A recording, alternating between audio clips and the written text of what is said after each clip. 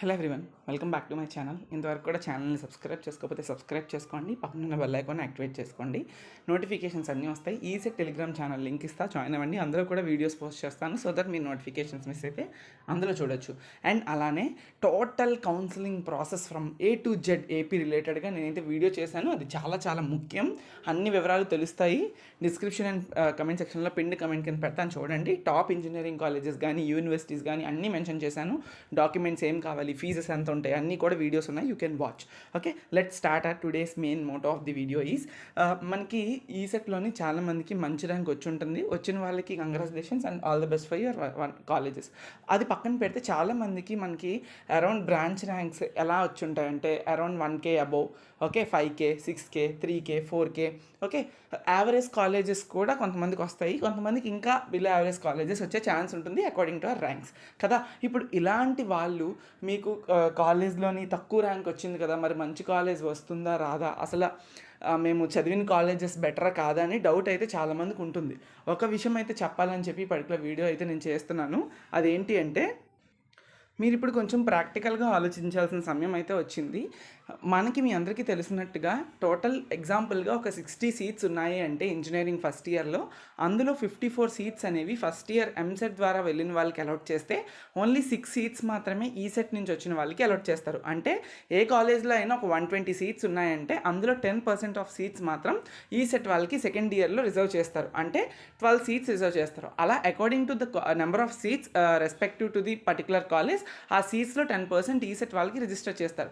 Register చేసేటప్పుడు మనకి మంచి కాలేజీలు ఉంటాయి, యావరేజ్ ఉంటాయి, బిలో యావరేజ్ ఉంటాయి కదా. ఇలా ప్రతి కాలేజ్లోని సీట్స్ మీకు ఓన్లీ 10s అండ్ అలానే 5 సింగిల్ డిజిట్స్ కానీ డబల్ డిజిట్స్లో లెస్ దెన్ 30 మాత్రమే ఈసెట్ స్టూడెంట్స్కి అలాట్ చేసి ఉంచుతారు. కాబట్టి ఇప్పుడు ర్యాంకులు వచ్చిన వాళ్ళకి, చాలా మంచి ర్యాంకులు వచ్చిన వాళ్ళకి మంచి మంచి కాలేజెస్లో, యావరేజ్ కాలేజెస్లో సెటిల్ అయిపోతారు. రిమైనింగ్ వాళ్ళందరికీ కూడా కాలేజెస్ రాదు అని చెప్పి భయపడుతున్నారు, నాకు మెసేజ్లు చేస్తున్నారు. అలా ఏం ఉండదు. కౌన్సిలింగ్ ఎలా పెట్టాలో, ఏ విధంగా పెట్టాలో నేను చెప్తాను, అప్పుడు మీరు చూద్దురు.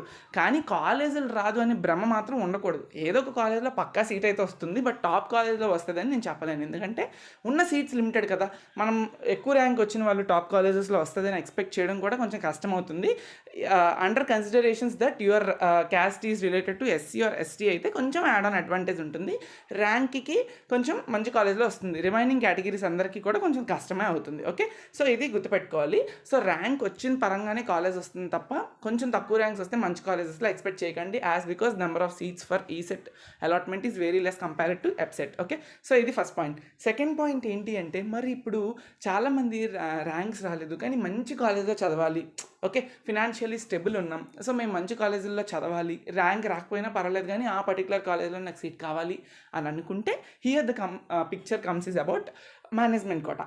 ప్రతి కాలేజ్లో కూడా, ఆల్మోస్ట్ ప్రతి కాలేజ్లో కూడా ఈ కన్వీనర్ కోటా అంటే ఈ కౌన్సిలింగ్ ద్వారా అలాట్ అయిన సీట్స్, కానీ మేనేజ్మెంట్ కోటా అంటూ ఉంటుంది. మేనేజ్మెంట్ కోటాలో ఏంటి అంటే ఆ పర్టికులర్ కాలేజ్కి according to the college rules వాళ్ళు ప్రతి బ్రాంచ్కి ఇన్ని సీట్స్ అంటూ కన్వీనర్ కోటాకి కాకుండా మేనేజ్మెంట్ కోటాకి అలాట్ చేస్తారు.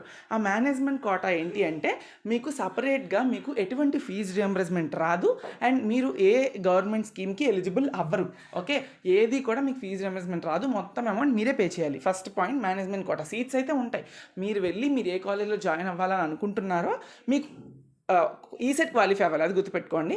ఈసెట్ క్వాలిఫై అయ్యి మీకు ర్యాంక్ చాలా ఎక్కువ వచ్చేసింది కానీ ఆ పర్టికులర్ కాలేజ్లో చదవాలనుకుంటున్నాను అంటే ఆ పర్టికులర్ అడ్మినిస్ట్రేషన్ బ్లాక్కి వెళ్ళి ఆ కాలేజ్లోని మేనేజ్మెంట్ కోటా సీట్స్ ఉంటే మీరు అడగొచ్చు. ఒకవేళ అయిపోయాయి అంటే యూ కాన్ డూ ఎనీథింగ్. ఎందుకు అయిపోతాయంటే ఈసెట్ కౌన్సిలింగ్ అవ్వకముందే మీరు ఎవరైనా పర్టికులర్ కాలేజ్లో మేనేజ్మెంట్ కోటాకి వెళ్దాం అనుకున్నట్టయితే ఆ పర్టికులర్ కాలేజ్కి వెళ్ళి మేనేజ్మెంట్ సీట్స్ ఉన్నాయా, ఎంత ఫీ పడుతుంది, ఏ బ్రాంచ్, అన్నీ అడిగి మీరు తెలుసుకోండి. ఓకేనా, సో ఇది గుర్తుపెట్టుకోవాలి. అర్థమైంది కదా. మేనేజ్మెంట్ కోటా అయితే ఉంటుంది బట్ ఫీజు రియంబర్స్మెంట్ రాదు. బిఫోర్ ఈసెట్ కౌన్సిలింగే మీరు వెళ్ళి అక్కడ అడగడం చాలా మంచిది. ఎందుకంటే 2-3 సీట్లు ఉన్నాయనుకోండి బ్రాంచ్కి, మేనేజ్మెంట్ కోటాకి, అవి కూడా ఇంకెవరైనా కావాలి అనుకుంటే ముందే వెళ్ళి ఆక్యుపై చేసుకుంటే మీకు మరి రాదు. ఓకే, అది నేను చెప్తున్నాను, అడిగారు కాబట్టి మేనేజ్మెంట్ కోటా కోసం చెప్తున్నాను. ఇది సెకండ్ పాయింట్ ఏంటి అంటే, ఇప్పుడు ఫర్ సపోజ్ ఏదైనా కాలేజ్లోని ఈసీఈ బ్రాంచ్ తీసుకుందాం, లేదా CSC branch, let's take a consideration. CSC బ్రాంచ్కి ఒక పర్టికులర్ కాలేజ్లో 80,000 ఫీజు ఉంది అనుకుందాం.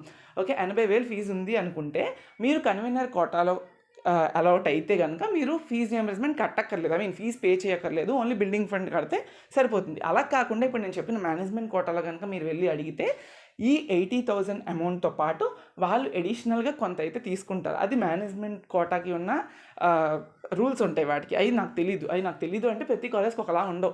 కొంతమంది ఏంటి అంటే కొన్ని కాలేజెస్లో ఇప్పుడు 80,000 ఉంది అంటే 80,000కే మీకు ఆ మేనేజ్మెంట్ కోటా ఇస్తారు.